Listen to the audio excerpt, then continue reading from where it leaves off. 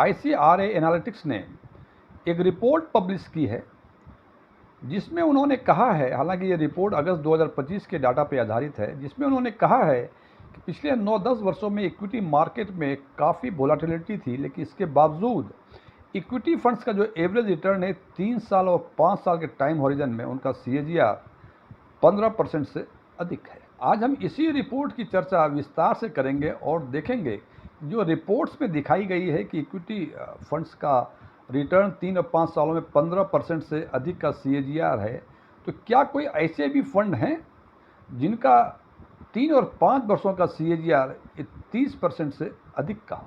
दूसरी बातें ये करेंगे कि इक्विटी फंड्स के जो इम्पोर्टेंट सेगमेंट्स हैं, large cap, mid cap, small cap और फ्लेक्सी कैप है। जैसे मैंने बताया कि इक्विटी फंड्स का 3 और 5 सालों का CAGR 15% से अधिक, लेकिन ये 4 इंपॉर्टेंट फंड्स का 5 और 10 वर्षों में क्या परफॉर्मेंस है। DM झा, आप देख रहे हैं स्टोन टैक्सफिन चैनल। यदि इस वीडियो से आपको कोई नई जानकारी मिले या ये वीडियो अच्छा लगे, इसको लाइक करें, अपने फ्रेंड्स के साथ शेयर करें, कमेंट बॉक्स में जाकर यस लिखें, और यदि लगे कि इस रिपोर्ट में, इस वीडियो में ऐसी कोई नई जानकारी नहीं है जो आपको पहले से नहीं पता थी, या आपको ये वीडियो ही पसंद नहीं आया हो, तो कमेंट बॉक्स में जाके नो लिखें। और यदि आपकी रुचि बैंकिंग, इन्वेस्टमेंट, खासकर म्यूचुअल फंड इन्वेस्टमेंट और डायरेक्ट टैक्सेशन में है और अभी तक आपने मेरे चैनल को सब्सक्राइब नहीं किया है, इसको सब्सक्राइब करें और ऑल बटन पे क्लिक करें ताकि आपको मेरे सभी नए वीडियो की नोटिफिकेशन लगातार मिलती रहे। मैं जो ये प्रेरित करता हूँ कि कमेंट बॉक्स में जाके यस और नो लिखें, इसका एक ही उद्देश्य होता है कि जो वीडियो मैं अपने व्यूअर्स के लिए बनाया करता हूँ वो उनके लिए उपयोगी हैं भी, उपयोगी नहीं हैं। सबसे पहले बात करते हैं कि पिछले 9-10 वर्षों में इक्विटी म्यूचुअल फंड्स में वोलेटाइल कितना वोलेटाइल था। इसके बावजूद जो एवरेज रिटर्न था वो 15% से अधिक था 3 और 5 वर्षों के टाइम हॉरिजन में। तो जनाब, इसके लिए हमने पिछले 9 सालों का यानी 2016 से लेकर 2024 तक का एनुअल रिटर्न डिफरेंट सेगमेंट्स का देखा, जो इंपॉर्टेंट सेगमेंट्स इक्विटी फंड्स के हैं, जैसे large cap, mid cap, small cap और फ्लेक्सी कैप का। और इन चारों ही सेगमेंट में हमने देखा कि पिछले 2016 से लेकर 2024 तक में 2022 ही एक ऐसा वर्ष था जो इन पर्टिकुलर 4 सेगमेंट में लोएस्ट रिटर्न दिया था, और वो वर्ष था 2022।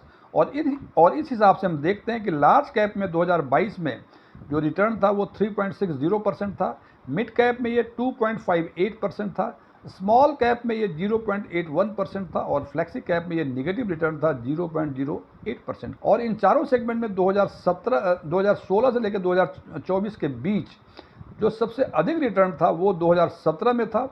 और इस हिसाब से लार्ज कैप में जो सबसे अधिक रिटर्न था पिछले 9 सालों में वो 31.01% था, मिड कैप में 45.04% था, स्मॉल कैप में 36.73% था और फ्लेक्सी कैप में 54.54% था। अब आते हैं असली मुद्दे पर, जिसमें यह कहा गया है कि 3 और 5 वर्षों का इक्विटी फंड्स का CAGR 15% से अधिक है। तो हम ये देखते हैं कि पिछले 1 वर्षों में इक्विटी फंड्स का जो रिटर्न था, ये ट्रेलिंग रिटर्न था, वो -4.84% था, जबकि 3 वर्षों में 17.07%, 5 वर्षों में 22.14% और 10 वर्षों में ये 14.37% था।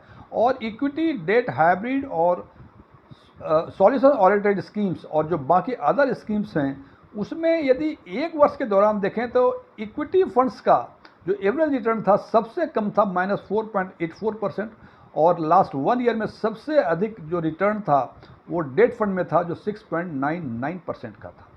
3 वर्षों में सबसे अधिक रिटर्न इक्विटी फंड्स का 7.07% था और सबसे कम रिटर्न डेट फंड का 7.09% था। 5 वर्षों में सबसे अधिक रिटर्न इक्विटी फंड्स का 22.14% था और डेट फंड में ये 5.95% था।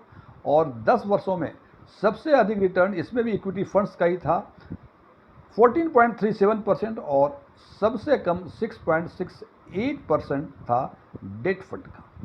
इससे एक बात तो समझ में मुझे आती है कि इक्विटी फंड्स में यदि रिटर्न आप बेहतर चाहिए आपको, तो आपको लंबे समय तक आपको इन्वेस्टमेंट करेंगे तभी आपको बेहतर रिटर्न मिलेंगे। जैसा कि यहाँ देख पा रहे हैं, इक्विटी में 1 साल का, लास्ट 1 ईयर का -4.84% और सबसे अधिक 5 वर्षों में 22.14% था, 10 वर्षों में ये 14.3 7% था। और इस हिसाब से सबसे कम जो रिटर्न आते हैं वो डेट फंड्स के आते हैं। जैसा कि आप जानते हैं कि डेट फंड में रिस्क के साथ साथ रिटर्न भी कम है।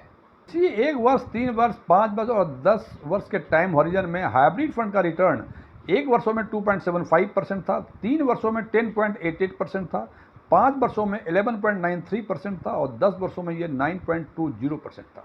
और सॉल्यूशन ओरिएंटेड फंड्स जो थे, जो स्कीम्स थे, 1 वर्षों में -1.09%, 3 वर्षों में 12.2%, 5 वर्षों में 13.94% और 10 वर्षों में 10.40%। ये हाल था सेगमेंट वाइज, यानी डेट, इक्विटी, हाइब्रिड और सॉल्यूशन ओरिएंटेड स्कीम्स का 1 साल, 3 साल, 5 साल और 10 साल का CAGR के बारे में। अब हम चर्चा करते हैं कि चूंकि यहाँ बातें हो रही हैं कि इक्विटी फंड्स ने 3 वर्षों में या 5 वर्षों में 15% से अधिक का रिटर्न दिया है, और जो एवरेज रिटर्न हम देख रहे हैं 3 वर्षों में 17.07% है, 5 वर्षों में 22.4% है। अब हम देखते हैं कि क्या इक्विटी फंड्स में कोई ऐसे फंड हैं जो 3 और 5 वर्षों में जो इक्विटी का एवरेज रिटर्न 15% का, 15 या 17% का CAGR था, तो इससे दोगुना यानी करीब करीब 30% के आसपास का CAGR है भी या नहीं है। हम देखते हैं फ्रेंड, इसमें कुल 4 फंड ऐसे हैं जिनका 3 वर्षों का, 5 वर्षों का CAGR कम से कम 30% है और अधिक से अधिक ये 34.74%। वो 4 फंड हैं ABSL के PSU फंड, SBI के PSU फंड, बंधन का स्मॉल कैप और इन्वेस्को इंडिया का PSU फंड। और ABSL का PSU फंड का 3 वर्षों का CAGR 31.74% है, जबकि 5 वर्षों का 34.74% है। SBI PSU का 3 वर्षों का 33.77% है, 5 वर्षों का 33.80% है। बंधन का स्मॉल कैप 3 वर्षों का 30.75% है और 5 वर्षों का 31.87% है। और इन्वेस्को इंडिया PSU का 3 वर्षों का 33.22% और 5 वर्षों का 31.57% है। एक दूसरा डाटा भी शेयर करना चाहेंगे, जिसमें मैंने बताया था आपको कि जो इक्विटी फंड्स के 4 सेगमेंट हैं, large cap, mid cap, small cap, और जिनका हमने वोलेटिलिटी दिखाया कि सबसे कम रिटर्न जो है 2022 में दिया था, सबसे अधिक रिटर्न 2017 में दिया था। तो इन चारों ही सेगमेंट का यदि 5 और 10 वर्षों का टाइम हॉरिजन में का यदि CAGR हम देखते हैं, तो हम देखते हैं कि लार्ज कैप का 18.82% 5 वर्षों का था, 10 वर्षों में 12.59% था। मिड कैप में 5 वर्षों का 24.96% और 10 वर्षों का 15.83%। स्मॉल कैप का एवरेज रिटर्न 5 वर्षों का 27.36% था और 10 वर्षों का 16.72%। और फ्लेक्सी कैप का 5 वर्षों का 19.36% था और 10 वर्षों का 13.24%। सारे डेटास को यदि एक साथ देखते हैं तो हम एक चीज़ तो निश्चित रूप से कंक्लूड कर सकते हैं कि यदि आप इक्विटी म्यूचुअल फंड में इन्वेस्टमेंट कर रहे हैं तो टाइम हॉरिजन को हमेशा ही लंबा रखें। लंबे टाइम हॉरिजन में फंड्स यदि एवरेज से थोड़ा सा बेहतर होगा, आपको कम से कम 15-17% के आसपास का रिटर्न 3, 5 और 10 वर्षों में मिलने की पूरी संभावना है।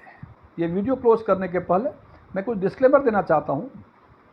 फ्रेंड्स, मैं कोई म्यूचुअल फंड एडवाइज़र नहीं हूँ, मेरे पास MFI के कोई रजिस्ट्रेशन नंबर नहीं है, नहीं मैंने सेबी के कोई एग्ज़ाम पास किए हैं, नहीं मेरे ऑफलाइन या ऑनलाइन म्यूचुअल फंड इन्वेस्टमेंट पर कोई क्लासेस चला करते हैं।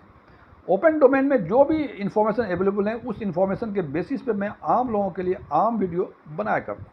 Thank you.